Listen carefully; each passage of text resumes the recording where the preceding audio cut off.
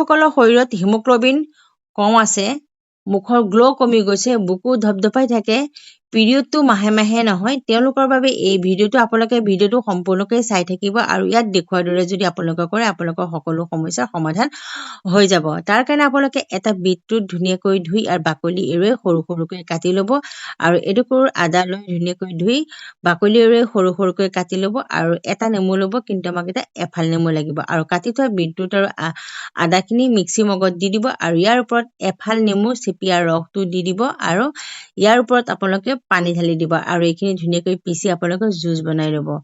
আৰু যেতিয়া এইখিনি পিচা হৈ যাব, এটা গ্লাছত উলিয়াই আপোনালোকে সদায় ৰাতিপুৱা 1 গিলাচকৈ এই জুচটো আপোনালোকে 10 দিনমান খাওক। আপোনালোকৰ যি শৰীৰত হিমোগ্লোবিনৰ কম হৈ আছিলে সেইটো পুৰা হৈ যাব। যিসকলৰ বুকু ধপধপাই থাকে, বুকু ধপধপনি ভাল হৈ যাব আৰু আপোনালোকে মাহে মাহে পিৰিয়ডটো ভালকৈ হ'ব। যদি আপোনালোকৰ ভিডিঅ'টো ভাল লাগিছে তেনেহ'লে আপোনালোকে এবাৰ ব্যৱহাৰ কৰি চাব পাৰে।